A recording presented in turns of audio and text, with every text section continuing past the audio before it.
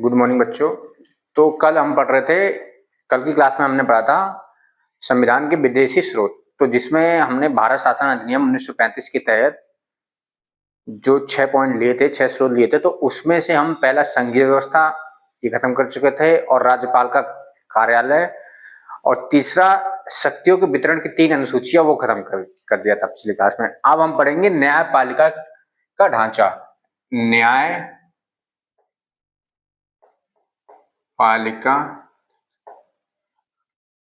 का ढांचा, structure of judiciary. ठीक, देखिए भारत में एकल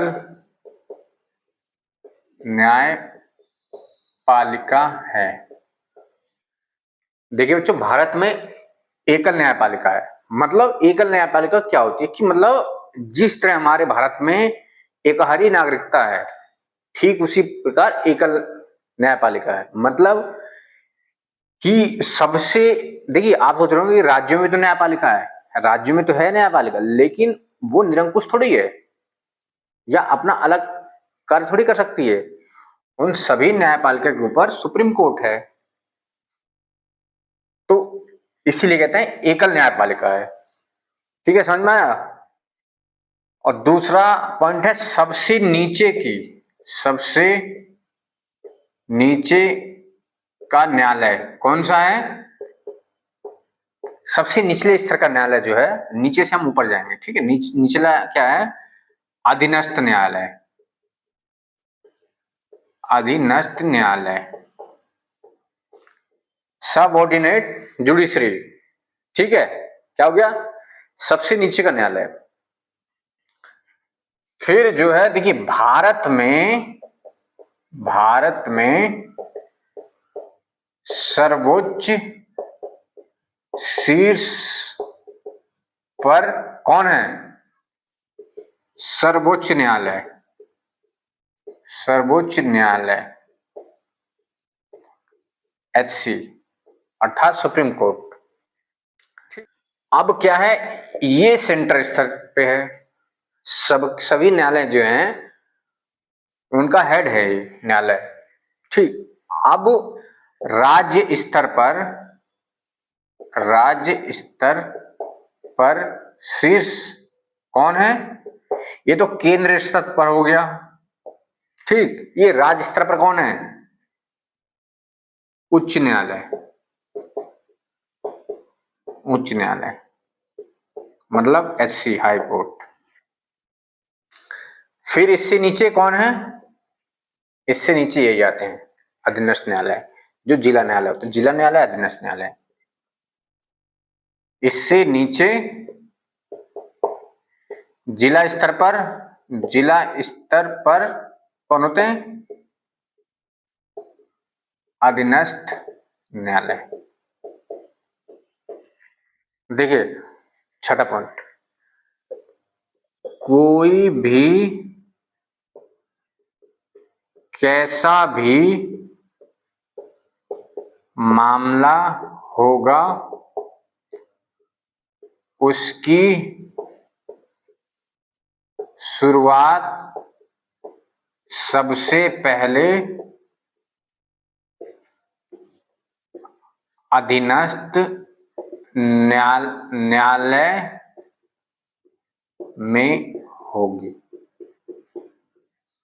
देखिए बहुत इंपॉर्टेंट बात है। देखिए कोई भी मामला है, कैसा भी मामला है, उसकी शुरुआत सबसे पहले अधीनस्थ न्यायालय होगी। मतलब जिला न्यायालय है जो है, तो ये कहते हैं कि मान लीजिए भाई आप कहीं भाई भारत में हैं, भारत में किसी भी जिले में रह रहे हो, किसी भी स्टेट में रह रहे हो, उसके किसी भी जिले में रह रहे हो या किसी यूटी में रह रहे हो। मान लीजिए, देखिए क्या होता है कि अगर आप कहीं भी रह रहे हो, तो मान लीजिए उस जिले में न्यायालय ना हो, तो जो छोटे छोटे जिले हैं तो 2 जिलों का एक न्यायालय हो सकता है।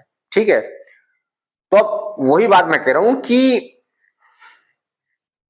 कैसा भी मामला हो, उसकी शुरुआत सबसे पहले अधीनस्थ न्यायालय में होगी। अर्थात जैसे कोई ए व्यक्ति है, वो मान लीजिए किसी स्टेट में रहता है, उसने कोई क्राइम कर दिया तो अब पुलिस, वहां का थाना होगा, तो पुलिस आई उसको पकड़ ले गई। अब पुलिस ने एफआईआर किया, केस किया, उसको पकड़ ले गई, तो वो पुलिस जो है उसको सबसे पहले जो है ट्रायल के लिए वो वहां नहीं ले जाएगी कि भाई हाई कोर्ट ले जाए, सुप्रीम कोर्ट ले जाए। सबसे पहले जो नजदीक का जिला न्यायालय होगा, जो उस जुडिशरी में थाना आता होगा, ठीक है, उसकी वहां ले जाएगी पुलिस, तो उसमें उसका ट्रायल चलेगा। तो अब मान लीजिए कि ए को अधीनस्थ न्यायालय सजा हो गई, मान लीजिए ए ने कोई क्राइम किया, उसको 10 साल की सजा हो गई, तो वो अब यहां सजा हो गई, तो अब ये जो है ए अपने वकील के माध्यम से, स्वयं नहीं, अपने वकील के माध्यम से, अगर उसके पास वकील नहीं होगा तो सरकार वकील करवाएगी सरकारी, ठीक है, तो अपने वकील के माध्यम से, अगर उस लायक नहीं रहेगा वो करने लायक, तभी, ऐसा नहीं कि हर किसी को करवाती फिरे, तो अपने वकील के माध्यम से एससी में अपील करेगा, हाई कोर्ट में, उच्च न्यायालय में अपील करेगा, उच्च न्यायालय में अपील करेगा, मतलब जिस राज्य में रह रहा होगा उसमें जो जुडिशरी आ रही होगी उसकी, ठीक है, जो उसका जुरिडिक्शन आ रहा होगा जिस उसका, तो उसमें जाके करेगा वो काम को, उसमें अपील करेगा। ऐसा नहीं कि भाई रह दिल्ली में रहा है और वो जाके पश्चिम बंगाल के कोर्ट में अपील कर दे, ऐसा नहीं है, क्योंकि अगर ऐसे सब कर रहे हैं तो सारे लोग वहां से ले जाएंगे, तो फिर बर्डन इधर ही बढ़ जाएगा कि इधर भागेंगे अपना अपना, नहीं, तो जहां आप हैं जहां वहां अपील कर सकते हैं, ठीक है। तो ऐसे में जब अपील हुआ, ठीक है, अब कुछ मामले में तो ये क्या कहता कि भाई कि कुछ तो आधार होगा, आधार में ये अपने वकील के माध्यम से कहेगा कि मेरी बात जो है अधीनस्थ न्यायालय में नहीं सुनी गई, मेरा पक्ष रखने को मौका नहीं दिया गया, मेरे जो सबूत थे जज साहब ने देखे नहीं, बिना देखे कर दिया, भाई उसने आरोप प्रत्यारोप तो लगाएगा ना, तभी तो वहां स्वीकृत होगी, और अधिकार भी है, संविधान अधिकार देता है उसको अपील करने का आगे।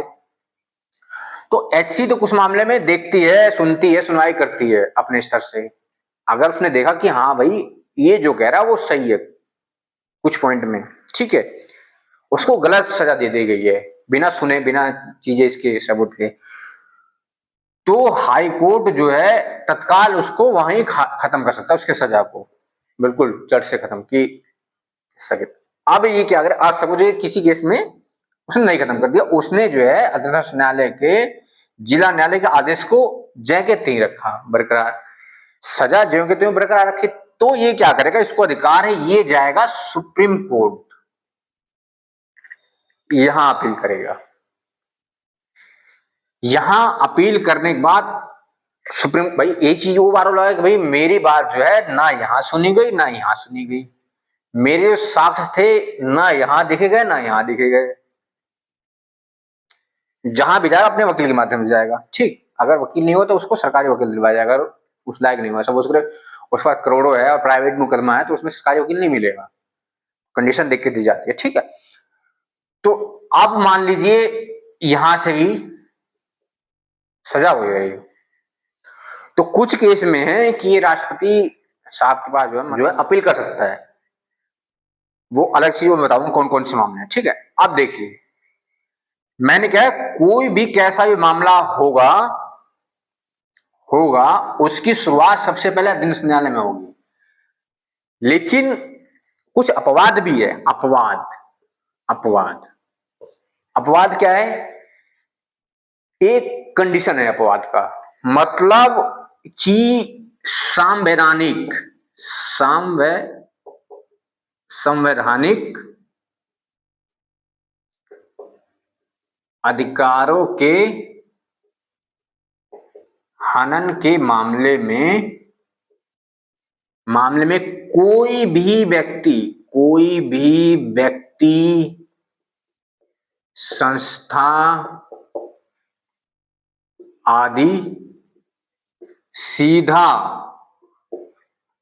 एचसी या एससी हाई कोर्ट, सीधा हाई कोर्ट आर्टिकल 226 के तहत व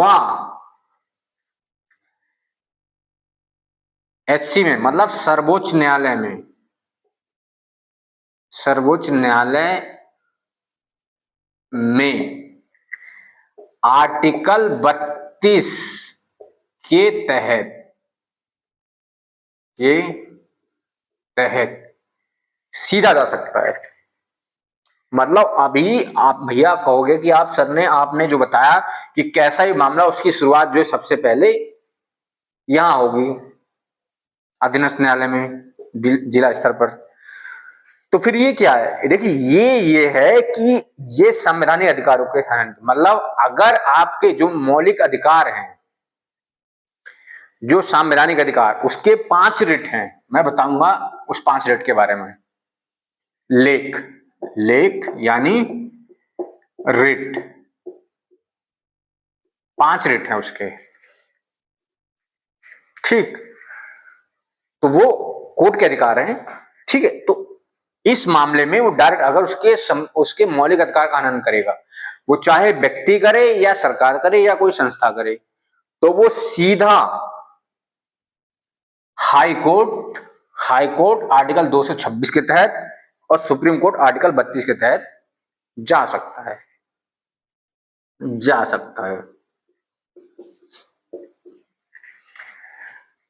इसलिए देखिए, अब हमने क्या कहा, ये अपीलीय, मतलब इसने अपील किया यहां और यहां अपील की, यहां एससी और फिर एससी में अपील किया। तो मतलब क्या हो गया, इसका मतलब 7वां पॉइंट निकल के आता है,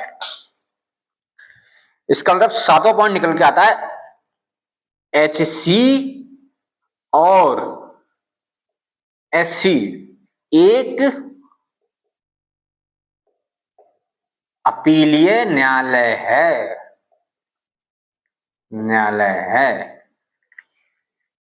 समझ में आया कुछ? अब मिटाना पड़ेगा इसको। समझ में आया बच्चों कुछ?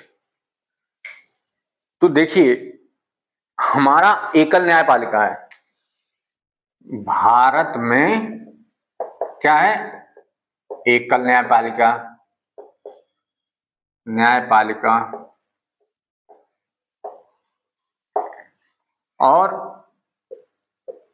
अमेरिका में क्या है? दोहरी न्यायपालिका।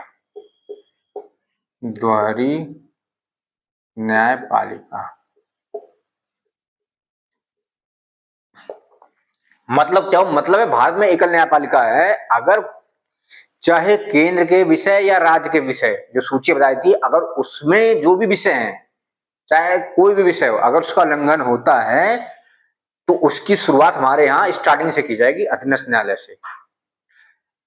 जबकि अमेरिका में उल्टा है, अमेरिका में दोहरी न्यायपालिका, मतलब 2 न्यायपालिका है, राज्य की अलग है, केंद्र की अलग है।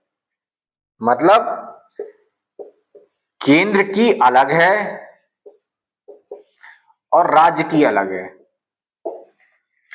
मतलब अगर केंद्र के विषय का, किसी विषय का उल्लंघन होगा, किसी कानून का, केंद्रीय कानून का उल्लंघन होगा, तो उसकी जो सुनवाई होगी, ट्रायल होगा, वो कहां होगा? वो इसमें, केंद्रीय न्यायालय में। और अगर राज्य में किसी आप मतलब राज्य के किसी विषय का उल्लंघन करते हैं तो उसका ट्रायल होगा, राज्य में होगा,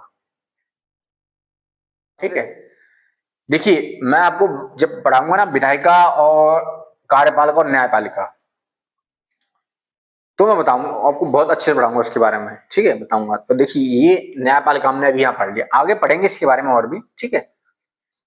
अब हम पढ़ते हैं 5वां पॉइंट। कौन सा है? आपातकालीन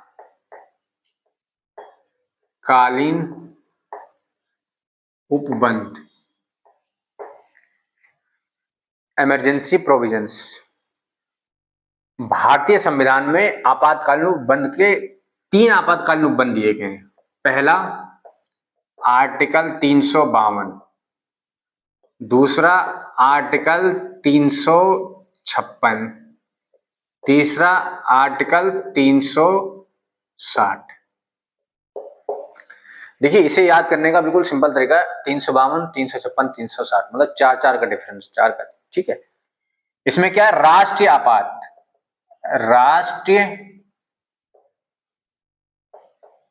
आपातकाल, ठीक। दूसरा क्या है, राज्य या संवैधानिक आपातकाल या राष्ट्रपति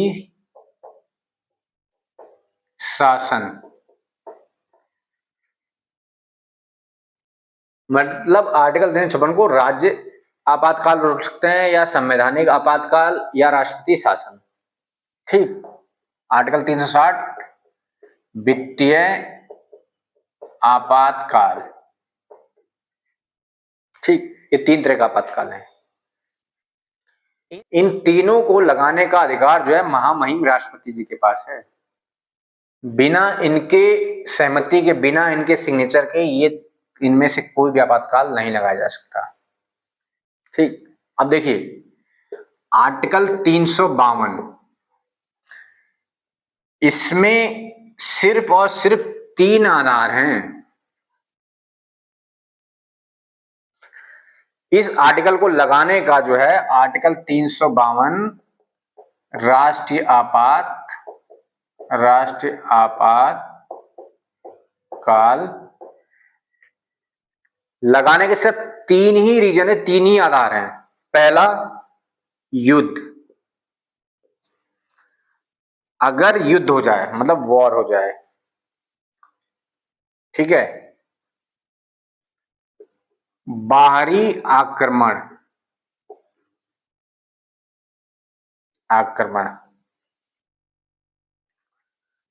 देखिए इसमें कंफ्यूजन हो रही है कि भाई बाहरी आक्रमण या और युद्ध क्या होता है, दोनों तो एक ही चीज है। नहीं, दोनों एक ही चीज नहीं लग रहा है भाई।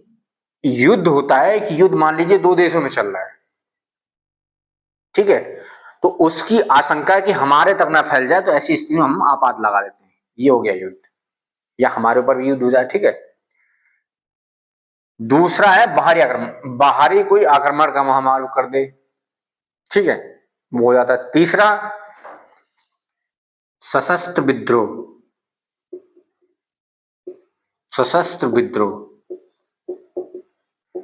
इस वर्ड के पीछे बहुत बड़ा खेला हुआ था। मतलब इसके पहले ये 1978 से पूर्व क्या था, यहां पे इस जगह पे था 78 से पूर्व आंतरिक अशांति।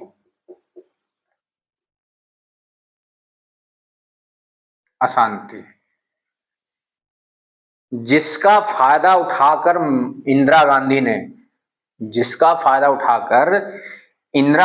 ने जून 1975 में इंदिरा गांधी द्वारा आंतरिक अशांति के आधार पर राष्ट्रीय आपातकाल की घोषणा करवा दिया गया। मैंने क्यों कहा करवा दिया गया, क्योंकि किसी भी जो तीनों बताए आपातकाल, उसकी घोषणा सिर्फ महामहिम राष्ट्रपति द्वारा ही किया जा सकता है। देखिए हाँ, ये जरूर कहना होगा कि भाई हमारे यहाँ जो वास्तविक शक्ति है, रियल पावर है, वो प्रधानमंत्री में है। क्यों प्रधानमंत्री में? क्योंकि प्रधानमंत्री सीधा जनता द्वारा चुना जाता है, तो इसलिए जो यहाँ पे पावर प्रधानमंत्री में है। जबकि अमेरिका में उल्टा है, अमेरिका में जो असली मतलब राष्ट्रपति होता है, उसकी असली पावर उसमें है, राष्ट्रपति में। तो यहां पे भाई खेला हो गया, कर दिया, ठीक, आंतरिक अशांति के आधार पर। देखिए जो आपातकाल है उसको मैं अलग से क्लास लूंगा, वो बहुत इंपॉर्टेंट है, वो अलग से पढ़ाया जाता है। मतलब उससे आपको पता चलेगा कि क्या सरकारें इस तरह भी हो सकती हैं, क्या अगर पावर दे दिया तो इस तरह भी निरंकुश बन सकती हैं। मतलब आप सोच नहीं सकते कि कम से कम ये 18 महीने तक आपातकाल लगा रहा 18 में। सोचिए 18 में आपातकाल मतलब अगर आपको घर में से ना निकलने दिया जाए या नेताओं को कब्जा कर लिया जाए तो सोचिए कि जिंदगी कैसे होगी, लाइफ कैसे होगी। आज आपसे कहिए लॉकडाउन, आप नाम सुनते ही आप मतलब हड्डियां कांपने लगती है हम लोगों की। क्यों? क्योंकि हम सिर्फ बाहर इसलिए निकलते कि हम घूमने फिरने निकलते हैं, क्योंकि हमारा काम धंधा सब कुछ हम उस पर डिपेंडेंट हैं। देखिए गांव में क्या होता है, गांव में खासकर पहले होता था क्यों मौसमी खेती करते थे। तो मौसम में जो है जैसे दो फसल उगाते थे, मान लीजिए धान और गेहूं की। तो मान लीजिए 4-4 5-5 महीने एक फसल हुआ करती थी, बीच में 1-2 महीने जो खेतों को वो परती छोड़ा करते थे, मतलब खाली छोड़ा करते थे। ठीक, तो इसमें क्या करते थे, 1-1.5 महीने खेतों में काम करें, ठीक है, उसके बाद फिर 2-2.5 महीने के लिए, 1-1.5-2 महीने के लिए आराम मिल गया, 2 महीने के लिए फिर ऐसी।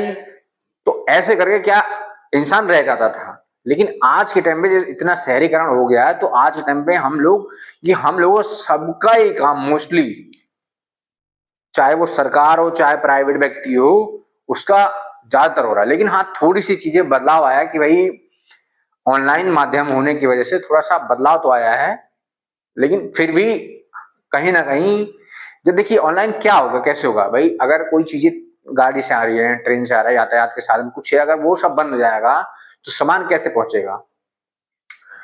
तो ठीक इसी प्रकार सोचिए, तो मतलब वो भयानक स्थिति क्या रही होगी आपातकाल की। तो वो मैं आपको बाद में क्लास लूंगा एक उसकी आपातकाल की, ठीक।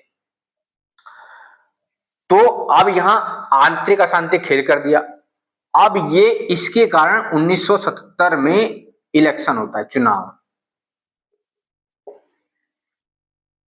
1977 में इलेक्शन होता है और इंदिरा गांधी जो है, इंदिरा गांधी इलेक्शन जो है हार जाते हैं, चुनाव हार जाते हैं इसकी वजह से। इस बीच में बहुत कुछ किए गए, वो भी मैं बताऊंगा आगे, सिर्फ इसके बीच में, ठीक है। सरकारें निरंकुश हो जाती हैं जब। तो अब चुनाव जीता किसने? जनता दल ने, जनता दल ने, जनता दल। ये पहली बार गैर कांग्रेसी सरकार बनी थी। तो इसके जो पीएम बने थे वो मोरारजी देसाई बने थे, मोरारजी देसाई। पीएम बनते ही इन्होंने सबसे पहले जो काम किया, लाए 44वां संविधान संशोधन 1978 में पास हो गया ये।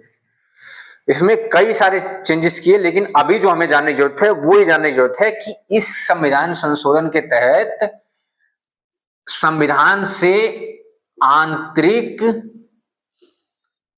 अशांति को हटाकर क्या रखा गया? सशस्त्र विद्रोह, सशस्त्र विद्रोह।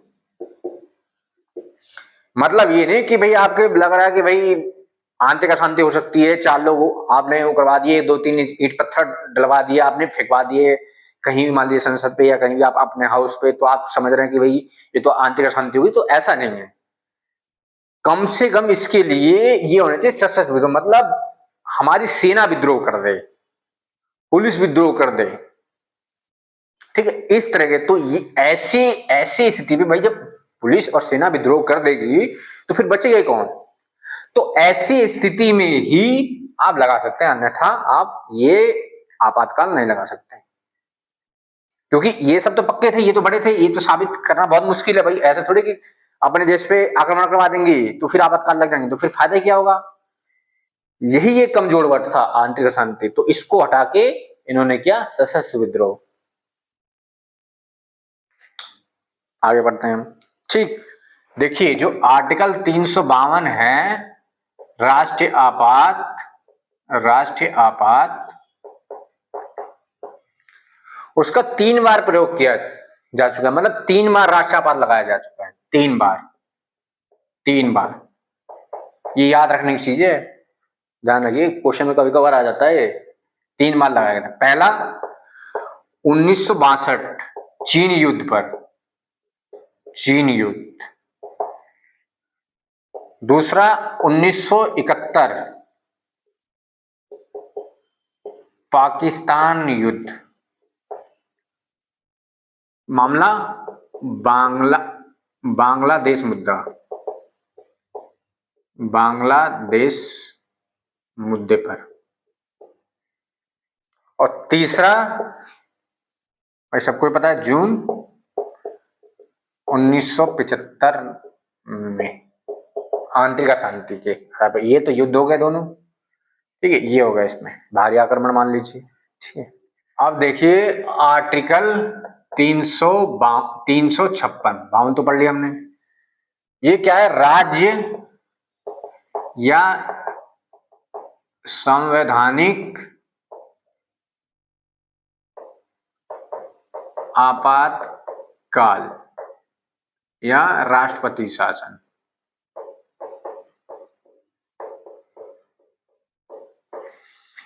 देखिए इसमें अगर राष्ट्रपति को ये लगे कि किसी भी राज्य का तंत्र विफल हो गया है, मतलब राज्य का जो तंत्र है वो विफल हो गया, वहां के लॉ एंड ऑर्डर ध्वस्त हो गया है, वहां मार काट चल रहा है, कुछ कर रहा है, राज्य से संभाले नहीं जा रहा स्थिति, राज्य मतलब पुलिस से संभाली नहीं जा रही स्थिति, ठीक, क्योंकि पुलिस जो व्यवस्था वो राज्य के अंडर आती है, तो वो लॉ एंड ऑर्डर बिल्कुल बिखर चुका है। तो राष्ट्रपति ऐसी स्थिति में आर्टिकल 356 का प्रयोग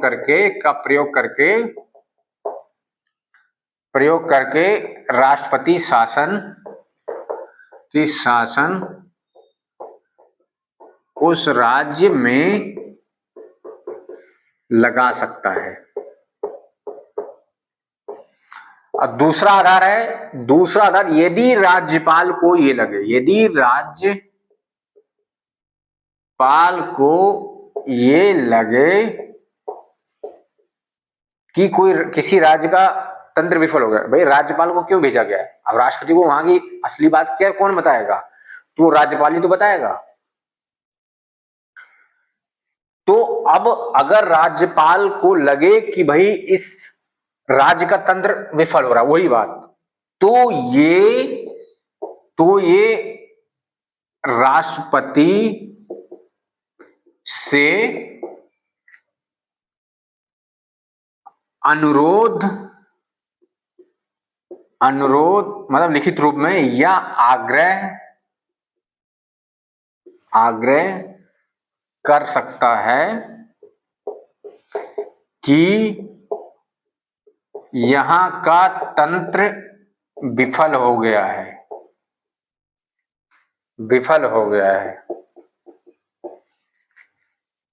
तो ऐसी स्थिति में भी राष्ट्रपति आपातकाल लगा सकता है, राष्ट्रपति शासन की घोषणा कर सकता है। ये जब होता है जब किसी राज्य में जैसे वो चुनाव हुआ और वहां पे कोई भी पार्टी जो है, जिसको मान लीजिए बहुमत, कोई मान लीजिए सीट 200 है किसी राज्य की, तो 200 में से 101 बहुमत चाहिए, तो अगर कोई पार्टी 101 बहुमत सिद्ध नहीं कर पाती है, तो ऐसी स्थिति में वहां राष्ट्रपति शासन लागू हो जाएगा। तो उसमें 6 माह के भीतर चुनाव करवाना होगा, ठीक है। और दूसरी कंडीशन यह है कि अगर कोई सरकार चल रही है उसके खिलाफ अविश्वास प्रस्ताव पारित हो जाए, मतलब जितने ये 101 मान लीजिए हैं, तो हमेशा बनाए रखना पड़ेगा, 101 में से जैसे 100 हुए तो ये अविश्वास प्रस्ताव आ जाएगा। तो ऐसी स्थिति में राज्यपाल समय देगा कि भाई आप जो है मुझे विश्वास में लाइए, कॉन्फिडेंस में लाइए कि आपके पास मेजॉरिटी है, अगर नहीं हुए तो ये फिर वहां राष्ट्रपति शासन लागू करवा सकता है। तो ऐसे में फिर 6 माह के भीतर चुनाव होगा, ठीक, ये तो लगते रहते हैं। अब आर्टिकल आता है 360, वित्तीय आपातकाल, मतलब ये वित्तीय संकट, अब और सपोज कीजिए भारत में वित्तीय संकट आ जाता है, तो ऐसे में राष्ट्रपति को अगर महसूस हो जाए कि भाई भारत में वित्तीय संकट आने वाली है, आ गई है बिल्कुल पूरी तरीके से, अब मामला खत्म होने वाला है, तो ऐसे में राष्ट्रपति आर्टिकल 360 का प्रयोग कर सकता है।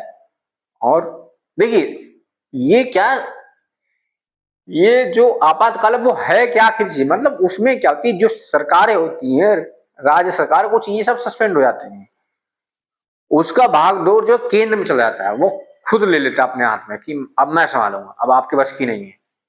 तो वो कैसे संभालता है, मतलब खुद थोड़ी, अब वो अगर मान लीजिए किसी राज्य में लगाया उसने, तो फिर सेंटर में आ जाएगी, तो फिर मंत्रिपरिषद के स्तर से संभलवाएगा, तो वही चीज है। ठीक है,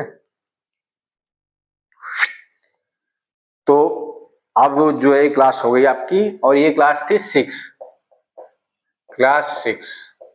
ठीक, अगली क्लास करेंगे हम।